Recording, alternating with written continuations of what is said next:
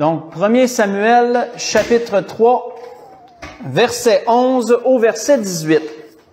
Pour vous mettre dans le contexte, on voit que Samuel était un jeune garçon qui avait été consacré à l'Éternel dès sa jeunesse, et il avait été laissé sous la tutelle d'Élie, le sacrificateur. Et là, pendant la nuit, à un moment donné, quand c'était lui qui était de garde, pour veiller sur le chandelier, veiller à ce qu'il ne s'éteigne pas et tout, parce qu'il était entraîné à devenir sacrificateur. Et là, on voit que l'Éternel s'est révélé à Samuel. Et vous connaissez l'histoire, vous savez que Samuel est retourné une fois vers Élie, 2 fois vers Élie. À un moment donné, Élie a compris que Dieu voulait parler à Samuel, alors lui a dit comment laisser Dieu introduire son message. Dis à Dieu, parle, ton serviteur écoute. Et là, on voit qu'il nous est dit, à partir du verset 11 de 1 Samuel, chapitre 3. Alors l'Éternel dit à Samuel, « Voici, je vais faire en Israël une chose qui étourdira les oreilles de quiconque l'entendra. En ce jour, excusez-moi, j'accomplirai sur Élie tout ce que j'ai prononcé contre sa maison, je commencerai et j'achèverai. Je lui ai déclaré que je veux punir sa maison à perpétuité à cause du crime dont il a connaissance et par lequel ses fils se sont rendus méprisables, sans qu'il les ait réprimés.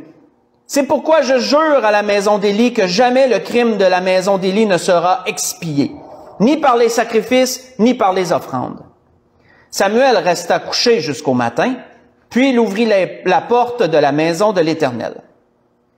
Samuel craignait de raconter la vision à Élie. Mais Élie appela Samuel et dit, « Samuel, mon fils !»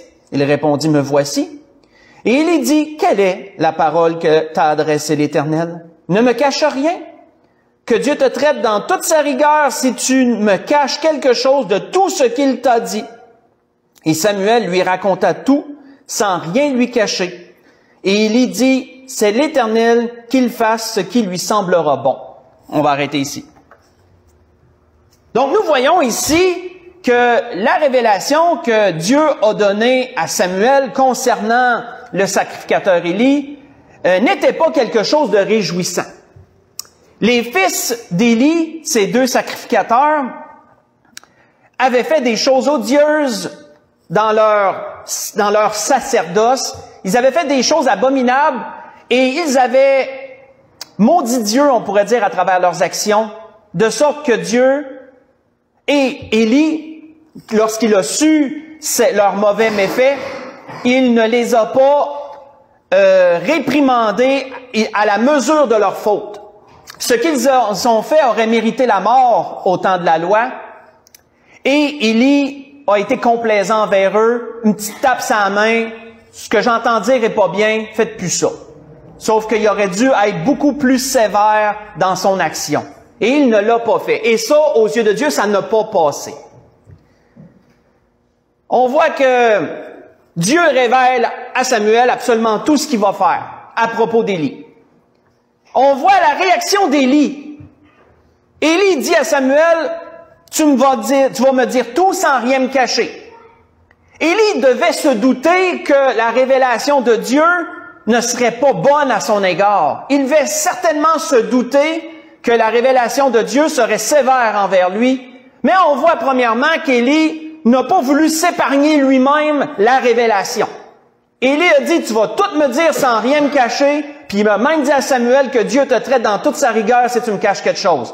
Ça veut dire que Dieu y est témoin de ce que tu vas me dire. Si tu me caches quelque chose, Dieu va t'en redemander compte. Et donc, le jeune Samuel lui a dit tout sans rien lui cacher. Et la réaction d'Élie à la fin, quelle qu'elle a été, frères et sœurs, elle est très édifiante. La réaction d'Élie a été, c'est Dieu qu'il fasse ce qu'il veut, qu'il fasse ce qui lui semblera bon. Samuel aurait pu, Élie aurait pu se révolter d'une certaine façon en rapport avec ce que Dieu a décidé. Élie aurait pu dire ci, il aurait pu dire ça, il aurait pu dire bien des choses, mais non. Élie a été capable d'accepter la décision de Dieu et de dire, c'est lui qui est le maître, c'est lui qui est le boss, comme on dit en bon québécois, qui fasse ce qu'il semblera bon envers moi. Ça, frères et sœurs, c'est très édifiant. Parce que ça nous montre que parfois, on doit savoir accepter les décisions de Dieu à notre égard, ou pour une certaine circonstance. Et quand l'Esprit m'a donné ce message ce matin, ça me fait sourire parce que c'est comme un peu comment je pourrais dire, c'est un complément avec le message de mercredi passé. Parce que si vous vous souvenez, mercredi passé, ce que l'Esprit nous a donné, c'est que quand, par rapport à une certaine circonstance, on a le droit, la Bible nous le démontre, on peut demander à Dieu d'être, comment je pourrais dire, dans sa bonté, dans sa miséricorde, peut-être un peu d'adapter la circonstance qui va arriver quelconque, de nous permettre qu'à travers cette circonstance-là, ça soit moins pire pour nous d'une façon ou d'une autre. On a donné des exemples mercredi passé.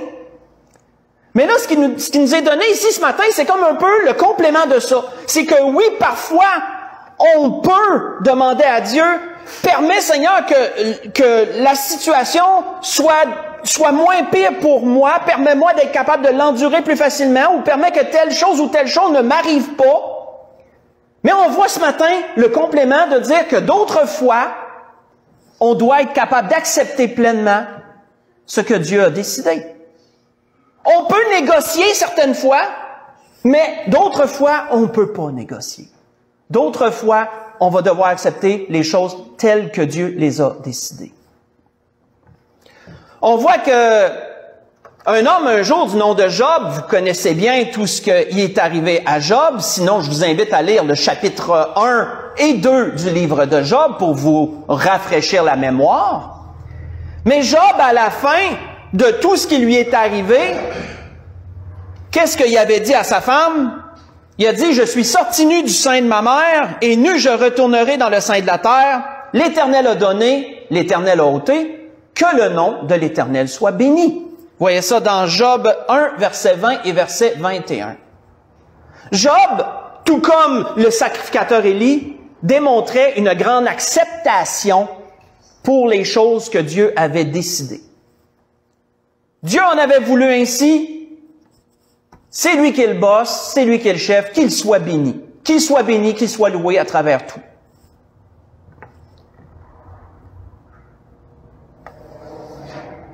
Il faut toujours garder à l'esprit, frères et sœurs, ce que un jour le prophète Jérémie a dit dans un certain endroit à propos de toutes ces situations qui peuvent survenir. Il faut toujours garder à l'esprit que qui dira qu'une chose arrive sans que le Seigneur l'ait ordonné? N'est-ce pas de la volonté du Très-Haut que viennent les maux et les biens? Pourquoi l'homme vivant se plaindrait-il? Que chacun se plaigne plutôt de ses propres péchés. Dans Lamentation, chapitre 3, versets 37 et 38. Tout vient de Dieu, comme la parole nous rappelle. Et oui, parfois, on doit être capable d'accepter pleinement ce que Dieu décide dans une certaine circonstance. Comme que la Bible nous rappelle qu'en d'autres circonstances, il n'est pas mal également de demander à Dieu d'intervenir dans une certaine situation. Si on tourne ensemble dans le Deutéronome chapitre 3, allons voir ce qui nous est dit. Dans le Deutéronome chapitre 3.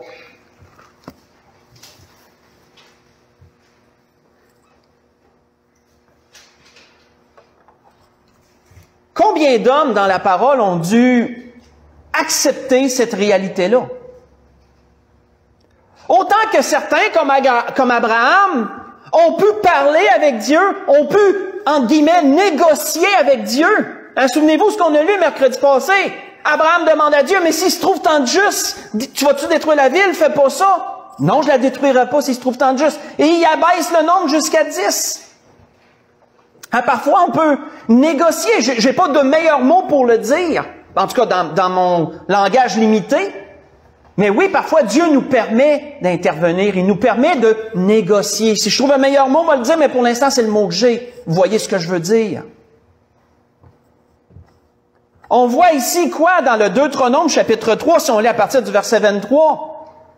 En ce temps-là, dit Moïse à cette génération, Deutéronome 3, verset 23, « J'ai imploré la miséricorde de l'Éternel en disant, « Seigneur éternel, tu as commencé à montrer à ton serviteur ta grandeur et ta main puissante. Car quel Dieu y a-t-il au ciel et sur la terre qui puisse imiter tes œuvres et tes hauts faits? Laisse-moi, je te prie, laisse-moi voir ce bon pays de l'autre côté du Jourdain. » Mais l'Éternel s'irrita contre moi à cause de vous. Il ne m'écouta point. L'Éternel me dit, « C'est assez, ne me parle plus de cette affaire. Monte au sommet du Pisga, porte tes regards vers à l'Occident, au Nord, au Midi et à l'Orient. Contemple de tes yeux, car tu ne passeras pas ce Jourdain. Donne tes ordres à Josué, fortifie-le et affermis-le, car c'est lui qui marchera devant ce peuple et qui le mettra en possession du pays que tu verras. » On va arrêter ici. Vous vous souvenez de cette circonstance où Moïse et son frère Aaron ont péché contre Dieu en frappant le rocher au lieu de lui parler? Et on voit ici que Moïse essaye de négocier avec Dieu, tout comme d'autres ont fait, parce que Dieu n'est pas contre qu'on puisse intervenir pour lui demander certaines choses à propos de des situations quelconques. Mais on voit ici quoi? On voit ici un refus catégorique de la part de Dieu. On voit ici Dieu dire à Moïse, qui a été le seul qui a été appelé ami de Dieu et qui pouvait parler avec Dieu face à face, on voit ici que Dieu lui dit « Ne me parle plus de cette affaire ». Ça veut dire que c'est fini, là. Il n'y a plus de moyen d'intervenir, il n'y a plus moyen de négocier, là. Il y a zéro négociation, là. C'est comme quand un père dit à son fils, il essaie « Papa, veux-tu, papa, veux-tu, papa, veux-tu » ou une fille, mettons, là. Puis que le père, il dit « Là, c'est assez, la prochaine fois que tu me parles de ça, il y a une conséquence. C'est fini, je veux plus en entendre parler. » Ben, c'était comme ça. Autrement dit, qu'est-ce que Dieu disait à Moïse? Là, tu vas devoir l'accepter pleinement, parce qu'il n'y a pas moyen de négocier là-dessus, là. Tu vas devoir accepter pleinement ce que j'ai décidé, c'est comme ça, et ça va se passer comme ça. On voit que Moïse a dû apprendre à accepter ce que Dieu avait décidé. Il a dû apprendre à l'accepter.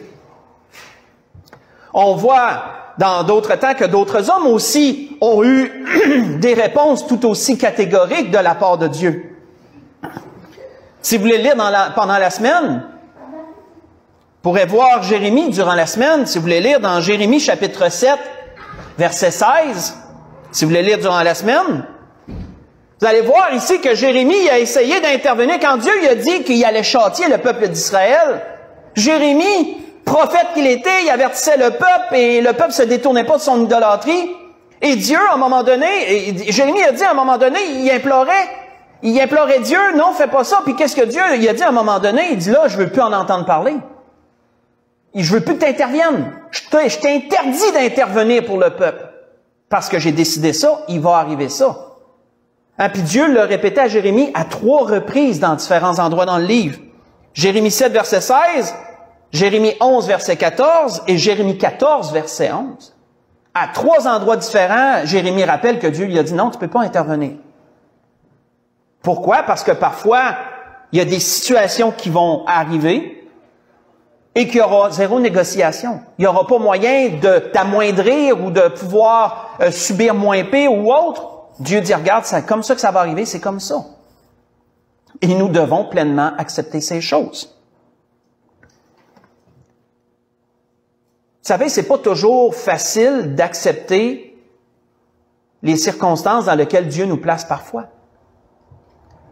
Mais rappelons une chose, il n'est pas mal, comme on a vu mercredi passé, d'implorer Dieu et de lui demander d'adapter la situation, peut-être ça puisse être moins pire pour nous. Il n'est pas plus mal de le faire. Mais parfois, on va se rendre compte, et ça, vraiment, peut-être qu'on se dit, mais comment je peux savoir la différence? Ben, premièrement, essayons-nous, implorons Dieu, demandons-lui. Et si on voit que rien ne change, et même si on voit que la situation empire, à ce moment-là, on peut dire à Dieu, d'accord, je vois que je dois pleinement accepter cette situation. Ben, Seigneur, donne-moi la force de l'accepter. Selon moi, c'est la meilleure manière qu'on puisse savoir si quelque chose est de Dieu ou non. Si Dieu veut régler une situation, nous la faire éviter ou l'amoindrir pour qu'on puisse avoir moins de misère, ça c'est moins difficile pour nous, Si on lui demande, Dieu va le faire. S'il ne le fait pas, ben, comprenons que Dieu veut pleinement qu'on traverse ce désert, qu'on traverse cette situation, qu'on traverse un moment plus difficile, comme il le veut. Un peu comme Élie a dit, hein, c'est l'Éternel qui fasse ce qui lui semble bon dans tout ça. On voit parfois qu'il y en a dans la parole qui savaient vers où Dieu s'en allait dans une certaine situation et qui ne l'ont pas accepté. Et ça, c'est dangereux.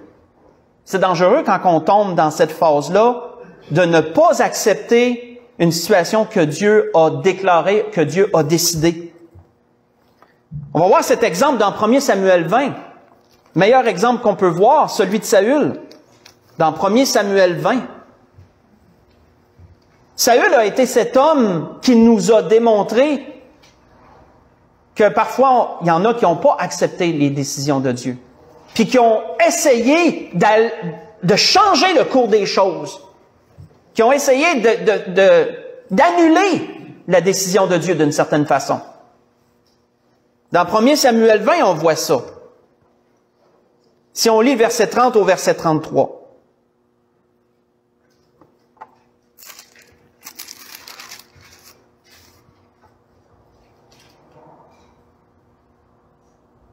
Parce qu'on voit que Saül savait que David avait été choisi par Dieu pour prendre sa place. Saül avait reçu la révélation, il avait reçu la déclaration du prophète Samuel que ton royaume va être enlevé. Tu ne le mérites pas. Tu n'as pas été juste envers Dieu, ça va être enlevé. Saül savait exactement ce que Dieu allait faire. Samuel lui avait dit, Dieu va en choisir un autre selon son cœur. Et lorsque Saül voyait David de succès en succès le dépasser, Saül savait que David était celui que Dieu avait choisi pour prendre sa place. Mais Saül ne l'acceptait pas. Même son fils Jonathan a essayé d'intervenir pour David et dire, regarde, arrête de t'obstiner là-dedans. Qu'est-ce que Saül a dit? Chapitre 20, verset 30. 1 Samuel 20, verset 30. Il nous a dit qu'alors la colère de Saül s'enflamma contre Jonathan. Et il lui dit, « Fils pervers et rebelle, je sais bien que tu as pour ami le fils d'Isaïe, à ta honte et à la honte de ta mère. Car aussi longtemps que le fils d'Isaïe sera vivant sur la terre, il n'y aura point de sécurité ni pour toi ni pour ta royauté. Et maintenant, envoie-le chercher et qu'on me l'amène, car il est digne de mort. » Et Jonathan répondit à Saül, son père, il lui dit, « Pourquoi le ferait-on mourir? Qu'a-t-il fait? » Et Saül dirigea sa lance contre lui pour le frapper. Jonathan comprit que c'était chose résolue chez son père que de faire mourir David. On va arrêter ici. Ça nous démontre quoi, frères et sœurs, ça?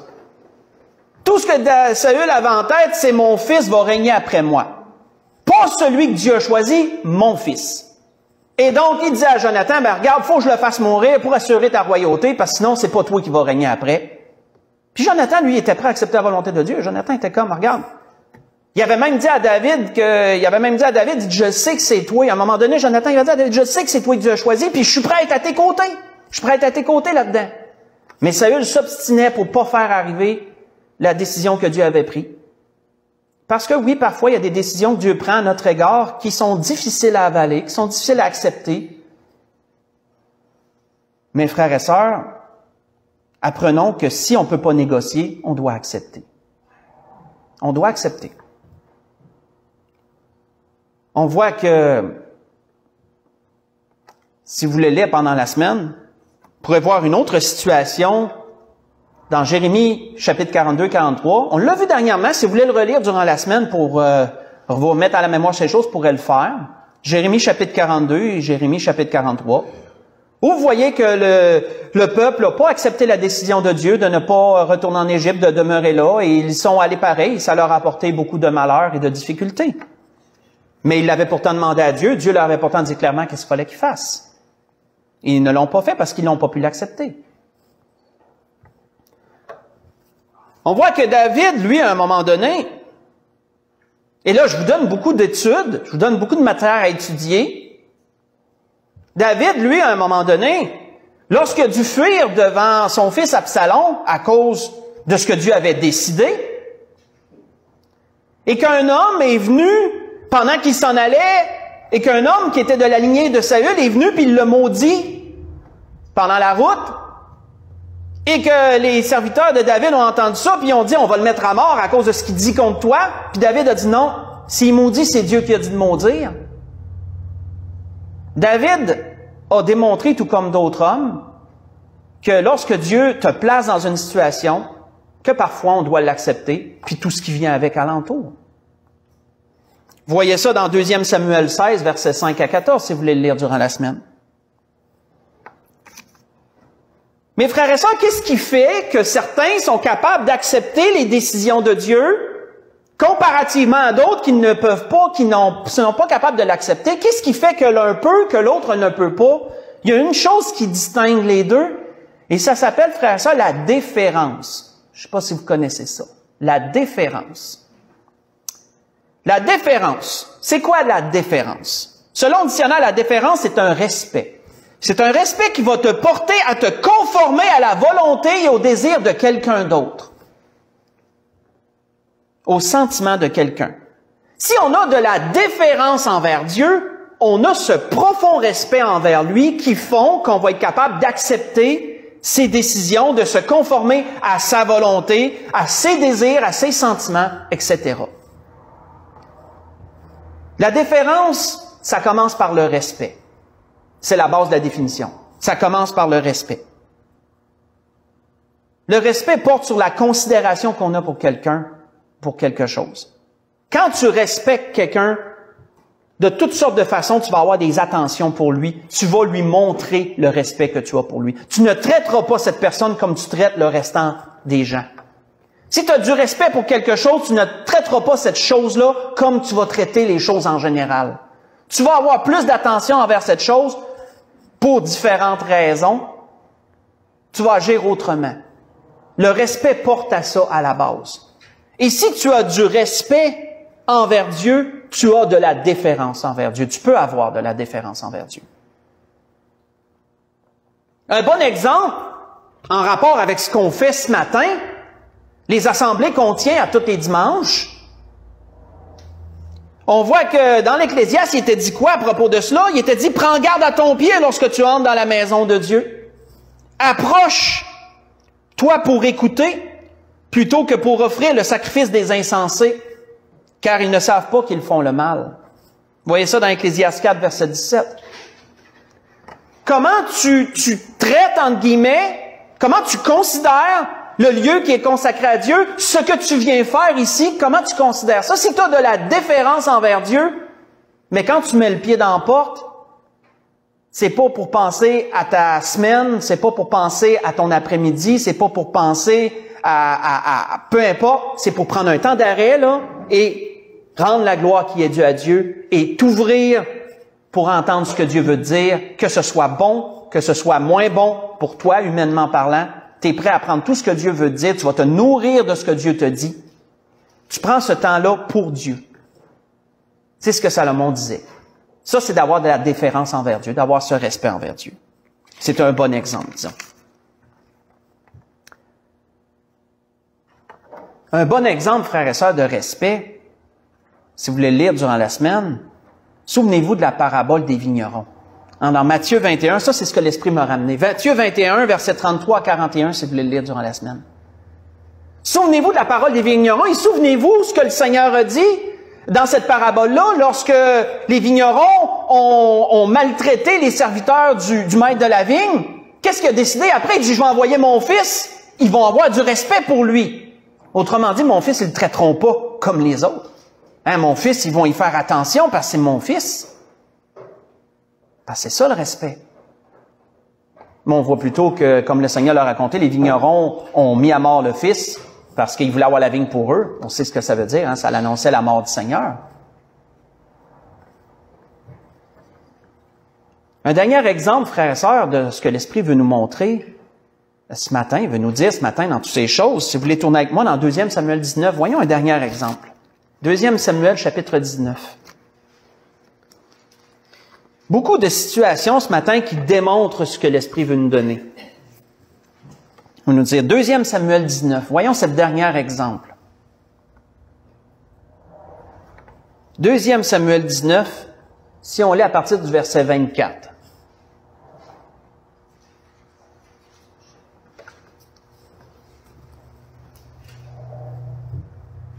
Si on revient encore à la situation que David a vécue en rapport avec son fils Absalom, j'en ai parlé tantôt. Lorsque David est revenu après que son fils Absalom a été vaincu,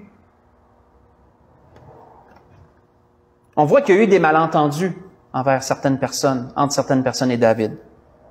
On voit un exemple ici, mais voyons la réaction de cet homme. 2 Samuel 19, à partir du verset 24.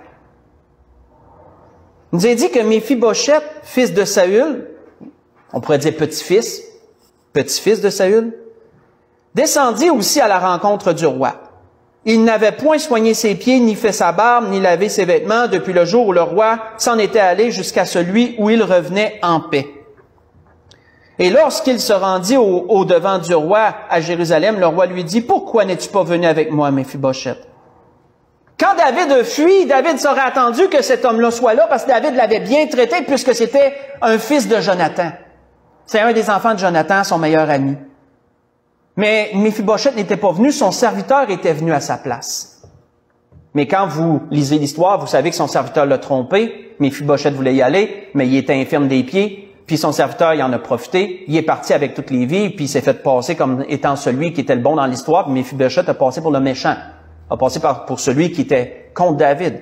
Et là, David lui demande, « Mais pourquoi t'es pas venu avec moi? Je m'aurais attendu que tu viennes avec moi. » Et il répondit, « Ô mon roi, mon serviteur, mon Seigneur, mon serviteur m'a trompé, car ton serviteur qui est boiteux avait dit, je ferai sceller mon âne, je le monterai, j'irai vers le roi. Et il a calomnié ton serviteur auprès de mon Seigneur le roi. Mais mon Seigneur le roi est comme un ange de Dieu, fais ce qui te semblera bon. Car tous ceux de la maison de mon père n'ont été que des gens dignes de mort devant le roi, mon Seigneur. Et cependant, tu as mis ton serviteur au nombre de ceux qui mangent à ta table. Quel droit puis-je encore avoir? Et qu'ai-je à demander au roi? » Et le roi lui dit, « À quoi bon toutes tes paroles? Je l'ai déclaré, toi et Tsiba, vous partagerez les terres. » Et Méphibosheth dit au roi qu'il prenne même le tout, puisque le roi, mon Seigneur, rentre en paix dans sa maison. Parce que David avait déclaré à Tsiba, lorsqu'il est venu vers lui, il a dit, « à cause que toi t'as fait ça, je vais te donner la moitié des terres de ton maître. » Et là, David dit, « Mais regarde, tout ce que tu dis effacera pas ce que j'ai décidé. » Puis Méphibosheth, il a fait quoi? Qu'il prenne même tout. Moi, l'important, c'est que toi, tu rentres en paix. Et ça nous montre encore, frères et sœurs, quelqu'un qui est capable d'accepter. Quelqu'un qui est capable d'accepter les décisions que le roi a prises. Pourquoi? Parce qu'il y a de la déférence. Il y a de la déférence envers ce roi-là. Et c'est ça que l'Esprit voulait nous rappeler ce matin, frères et sœurs. Que d'une part, il nous a dit mercredi passé que Dieu est ouvert. Dieu est ouvert à nous écouter. On a des choses qui nous tiennent à cœur, on a des craintes en rapport à certaines situations ou autres. Dieu nous permet d'intervenir. Dieu nous permet de lui demander. Dieu nous permet de négocier. Parfois, Dieu va permettre que des situations changent. Regardez ce qui est arrivé aux îles de la Madeleine, puis ça n'a pas pris de temps. Ça n'a pas pris de temps. Dieu a permis que cette situation-là soit renversée. Jusqu'à ce qu'il se réessaye encore, mais pour le moment, c'est renversé. Les Madelinots ont eu une victoire sur ce point-là. Et j'en rends gloire à Dieu pour eux et pour nous aussi. Ça envoie un message à nos dirigeants que ce genre de choses-là, on n'en veut pas, mettons. Mais il peut arriver d'autres situations par lesquelles qu'on ne pourra pas négocier, par lesquelles qu'on va devoir passer pleinement, parce que Dieu l'aura décidé ainsi. Souvenons-nous ce que Jérémie a dit. Tout vient de Dieu en bout de ligne. Pourquoi? Parce qu'il y a certaines choses que Dieu laisse passer. Il y a certaines choses que Dieu permet. Fait que c'est pour ça qu'on dit que ça vient de Dieu, pas parce que c'est lui directement qui le veut de sa propre personne, c'est parce qu'il le laisse passer, il le permet. Dieu le permet. Dieu permet que parfois Satan puisse faire son jeu comme il le veut. Ou parfois Dieu va dire à Satan, non, tu vas pas plus loin que ça. Ou parfois il va lui dire, non, pas pantoute. C'est Dieu qui a le gros bout du bâton, comme on dit, en bout de ligne dans toutes ces choses-là. Donc, parfois, on peut demander à Dieu, mais parfois, on doit accepter pleinement ce que Dieu permet. Et ça, l'Esprit voulait nous rappeler ça ce matin. Pour peu importe les situations, que ce soit dans notre vie personnelle ou que ce soit des situations qui se déroulent dans le monde ou autres. Et pour conclure, on va aller voir le meilleur exemple qu'on a, bien sûr, celui de notre Seigneur. On va aller dans Marc chapitre 14. Et on va voir à travers ça, quand on y pense bien, quand je l'ai relu, sur cet angle-là, j'ai dit, ben oui. Notre Seigneur nous montre que oui, tu peux demander, tu peux négocier avec Dieu, oui, tu peux demander certaines choses à Dieu. Le Seigneur lui-même l'a demandé. Le Seigneur lui-même l'a demandé. Et comme on va voir, le Seigneur, il n'a pas été avec le dos de la cuillère dans ce qu'il a demandé à Dieu, son Père. Dans Marc chapitre 14, si on lit du verset 32 au verset 42, Seigneur, il n'a pas demandé la moitié de ce qu'il aurait voulu. Il a demandé toute la totale de ce qu'il aurait voulu. Il nous a dit, Marc chapitre 14, à partir du verset 32, les disciples et le Seigneur, ils allèrent ensuite dans un lieu appelé Gethsémane. Jésus dit à ses disciples, asseyez-vous ici, pendant que je prierai. Et il prit avec lui Pierre, Jacques et Jean. Il commença à éprouver de la frayeur et des angoisses, parce que le Seigneur savait ce qui s'en venait. Il savait ce qu'il allait devoir traverser. Il leur dit, mon âme est triste que jusqu'à la mort, restez ici et veillez. Puis, ayant fait quelques pas en avant, il se jeta contre terre et pria que, s'il était possible à cette heure, que cette heure s'éloigne de lui. Il dit, Abba, Père, toutes choses te sont possibles. Éloigne de moi cette coupe. Frères et sœurs, Seigneur, demandez pas, ben mon Père, permets que ça soit pas trop souffrant, permets que ça passe vite. Permets que je meure vite, mettons, si je dois absolument mourir. Non, Seigneur, il a demandé plus que ça. Il a dit, éloigne toute cette situation-là de moi. Là. Permets pas que je doive passer par là. Mais le Seigneur nous apprend quelque chose à travers ça. Mais le Seigneur nous apprend aussi ce que l'Esprit nous dit ce matin. Est-ce que l'Esprit nous a dit mercredi matin et ce matin, ils sont dans le même verset? Puisque Jésus dit après, toutefois, non pas ma volonté, mais la tienne. Toutefois, si je dois absolument passer par là, ben c'est ta volonté, je vais le faire entièrement. Je vais passer entièrement ce que tu veux que je passe. Et il vint vers les disciples qu'il trouva endormis. Et il dit à Pierre, Simon, tu dors? Tu n'as pas pu veiller 1 heure? Veillez et priez afin que vous ne tombiez pas en tentation. Car l'esprit est bien disposé, mais la chair est faible. On va arrêter ici.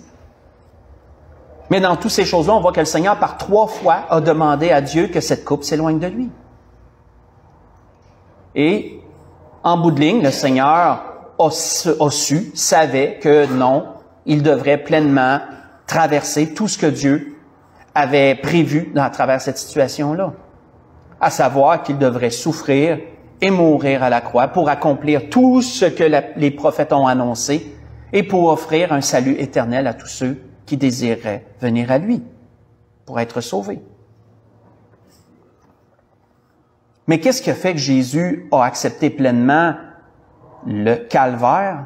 On peut le dire comme ça, c'est vraiment bien défini.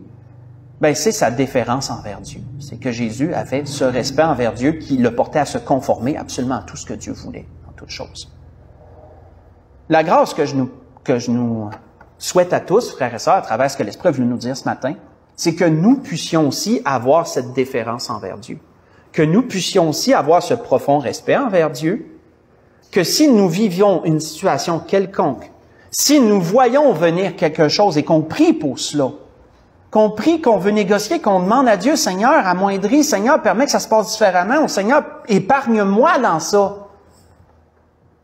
Puis qu'en bout de ligne, on voit qu'on doit boire la coupe pleinement, si je peux l'exprimer comme ça, ben qu'on dise, ben Seigneur, non pas ma volonté, mais la tienne. Que ça soit ainsi. Et si nous agissons ainsi, en toute chose, on accomplit la volonté de Dieu.